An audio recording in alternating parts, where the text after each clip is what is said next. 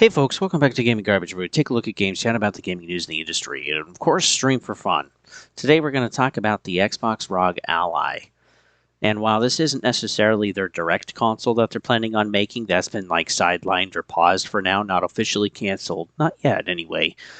But like they did put out something that I think in their last showcase was really quite the big game changer. And I really wonder what PlayStation is going to do now, because what the Xbox ROG Ally X can basically do is that it is pretty powerful. Okay, we're looking at a bigger battery than anybody else. We're also looking at more RAM than anybody else and pretty big storage capacity. So it is going to be powerful and it is going to be expensive. But it can also have access to all of the libraries of all of the PC storefronts. So like that Steam, technically Epic Games, though it's got some bugs because it's not like an official partner or whatever. There's also GOG. And like, what are they going to do?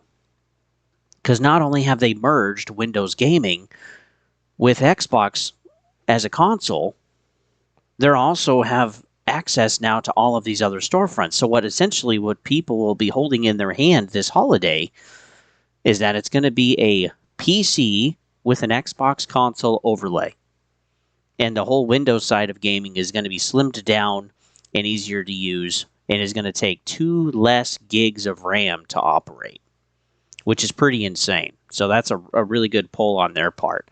But yeah, what's Sony going to do now? Because their whole identity that they've had as PlayStation, since PlayStation 2, basically, since Xbox has shown up, is that, well, they have exclusives. Now, Xbox played that game for quite some time with exclusives as well. They had some competition. 360 was a pretty big push.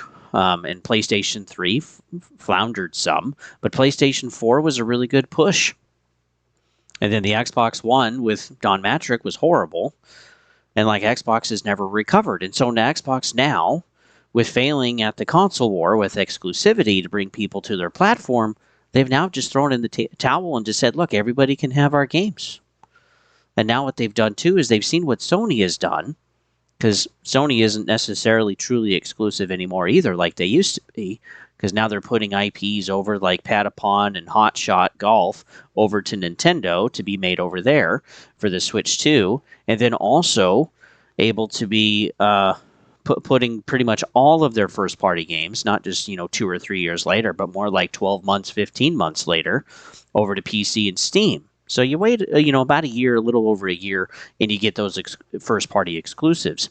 Also, too, with pretty much almost every single third-party exclusive that they've had, it's also gone over to PC and sometimes even Xbox.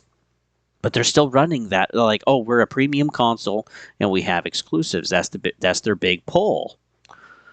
But what's going to happen when this isn't just a handheld anymore? That this is now the next-gen Xbox as a PC console platform that has access to all of these PC storefronts. Is Sony going to quit putting their games over on Steam? We even got confirmation from Destin that he tested Spider-Man, Miles Morales, and Spider-Man 2, and it works fine on the Xbox ROG Ally X that he got to test. It works. He can see it in his Steam library, pull it over and download it to his hardware, his handheld, and play a PlayStation game on an Xbox-branded handheld. And we can probably assume that the true Xbox handheld in the future at some point, if it's still coming, is also going to have the same platform, is going to have the same type of integration. We can probably assume that too, again, with the consoles. So yeah, what is PlayStation going to do? Because now they've had a slowing down of their consoles. They've also had a lack of content for quite some time, basically relying on third party. I mean, they've had 12 or 13 failed or canceled live service games now, and they have several more in the pipeline that also don't look great. Destiny 2 is dying. Marathon has a horrible reputation. I don't think anybody wants it anymore. Fair Games doesn't look any better. And then there's also Project Gummy Bears. So there's 4 more live services that we could add to this. And then it's like, okay, well, they got a few games left, but again, they're putting those all over on Steam. And so whether PlayStation wants to see themselves truly as exclusive or not If Xbox players have access, everybody basically has access to their games.